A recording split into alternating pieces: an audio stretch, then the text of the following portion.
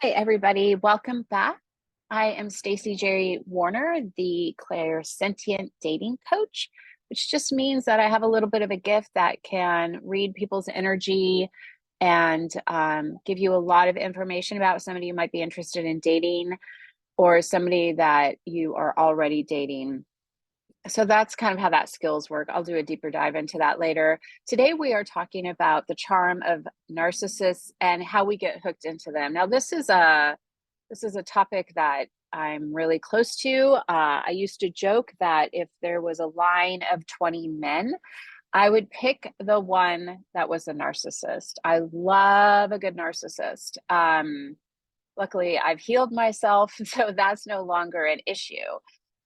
But today, it's all about how we get hooked into them, and why they're so charming and why we like them in the first place.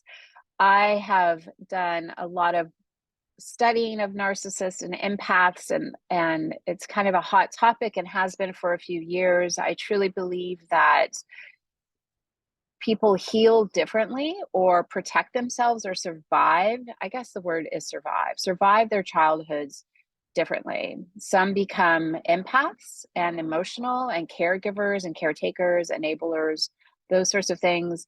And then the other way of surviving is to wall up, to close off, to manipulate, and to not let anybody see who you truly are. And that would be your narcissist.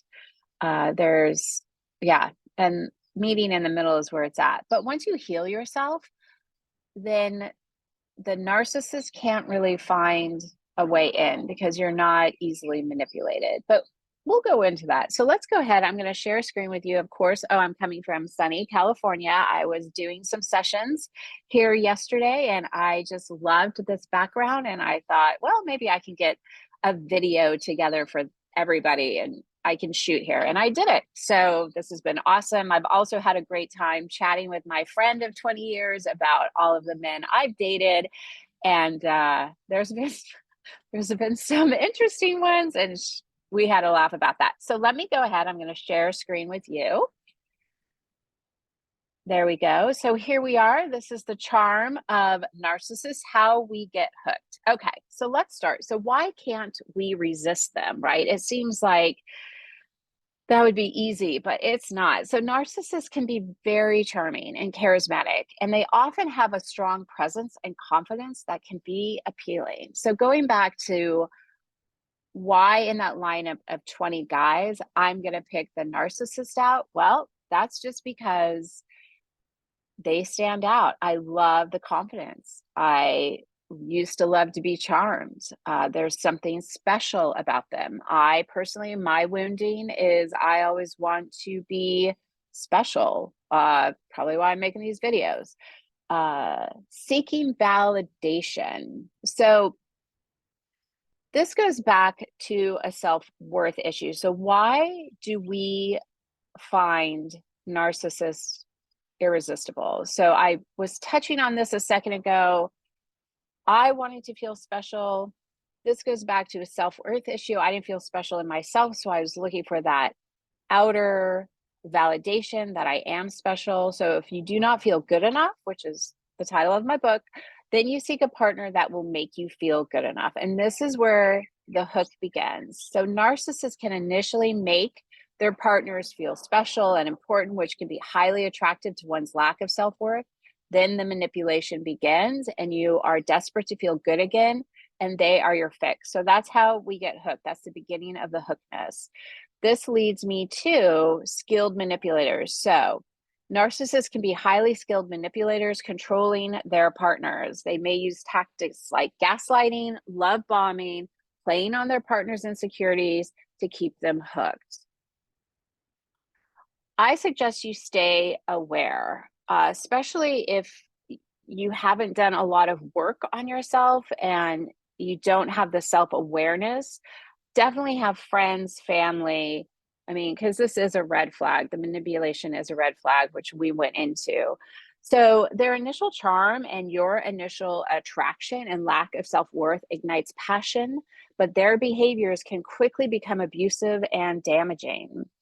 It's important to be aware of the signs of narcissistic abuse and to prioritize your safety and well-being in any relationship. So I'm going to stop sharing for a minute and kind of share one of my stories. Long time ago, I think I was in my late 30s. I met somebody online, and he and I went on a date, and the passion was ignited. Like, we ended up going to Santa Monica Pier and we went on the Ferris wheel and had an incredible makeout on that Ferris wheel. But then it didn't take long for the manipulation to begin. He wouldn't reach out to me. There was inconsistency, which is a red flag, which I didn't pay attention to because I didn't have the self-worth to be like, this doesn't feel good to me, I'm going to get out. And I really believe that the chemistry and the passion was so real for me that he had to be feeling the same way, because I didn't understand I just didn't understand men very well at that time. And I just really believed that it was love.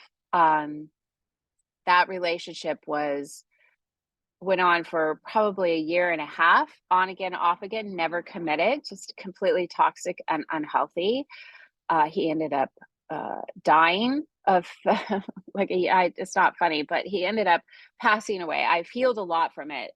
So I've mourned him. It was over, almost 15, 17 years ago now. But that relationship changed my life, and his death definitely changed my life in many ways.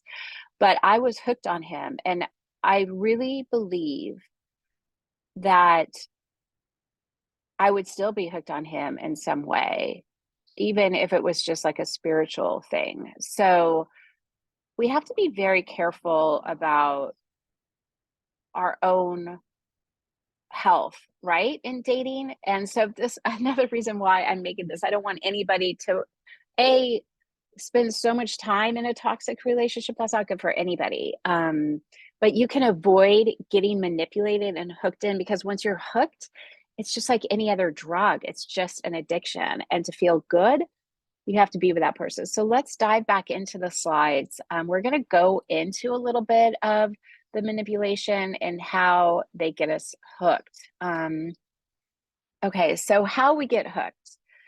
Narcissists are often very skilled at identifying and exploiting their partner's insecurities in order to gain power and control in the relationship.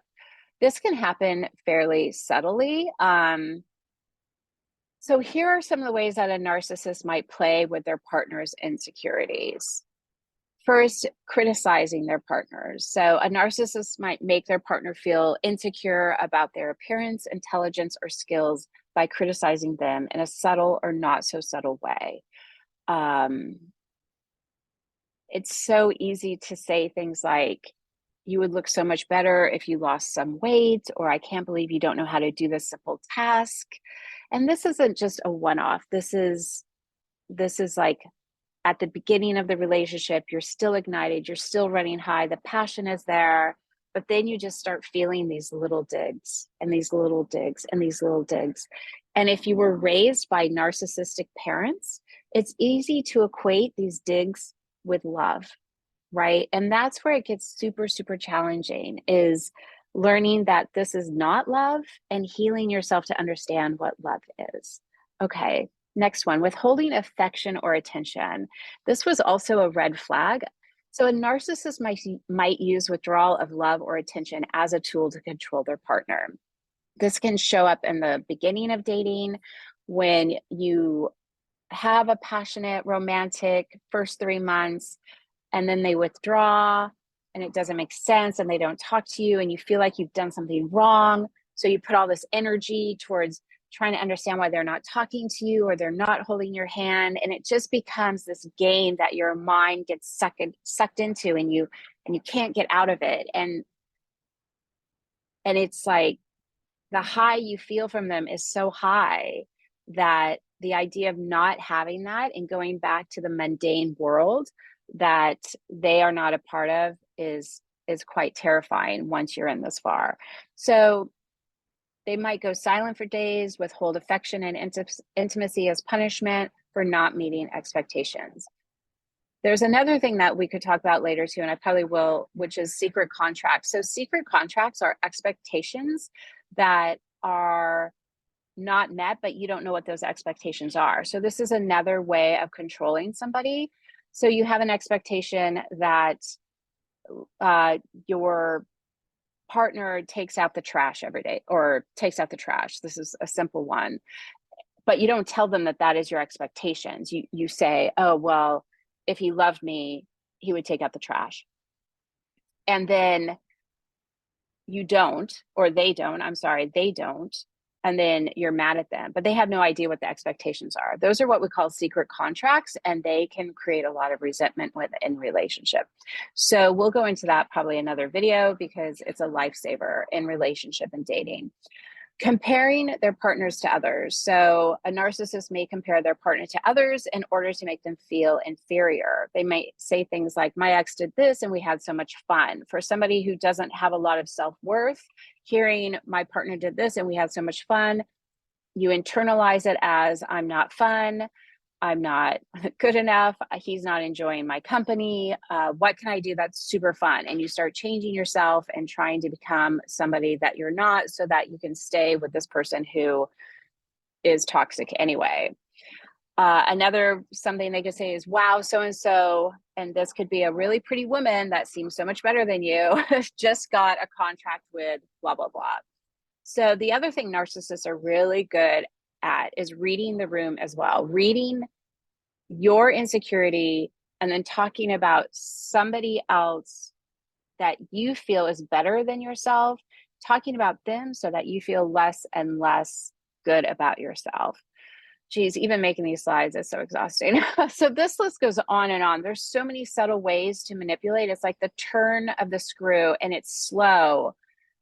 And before you know it, you have left your true self and you're just completely disconnected, needing this person to make you feel good about yourself.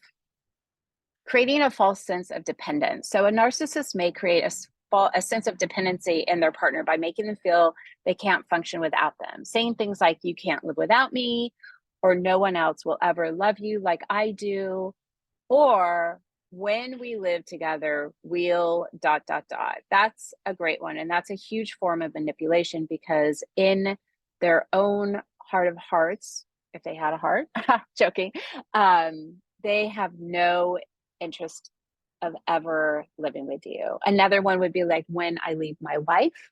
So you get hooked into that. Definitely if somebody is married or in partnership, you should not be going near that at all. But I understand that that mistake is made as well. So yes, if there's ever a comment about leaving a wife, then we'll do this, that is a form of manipulation. Using guilt as a weapon. Now, this one's tricky because most of us were raised with parents that loved guilt and guilted us a lot. So this one's a hard one to see. But a narcissist may use guilt to manipulate their partner into doing what they want. So they might say things like, if you really love me, you would do this for me, or you're the only one who can make me happy. Those are overt. They can be a lot more subtle. So pay attention to, if you are feeling guilty, are you being manipulated, or is it because you actually kind of feel bad about something that you did, which is a pure state of guilt, but that shouldn't be coming up that much. And here we go. I'm going to stop sharing. Okay, I hope this was helpful to you. I will make a video on secret contracts because I do feel that's really important to understand. I've had some requests for sitting on your lotus flower, which is also in my book, Good Enough, The Wild Woman's Guide to Finding Love Without Losing Her Soul. So I will see you next week. I hope you are enjoying these videos. Again, this is Stacey J. Warner, the Clairsentient Dating Coach, and I would love to have you to subscribe to my channel. Until next time, have a beautiful day and have fun dating, and I will see you soon.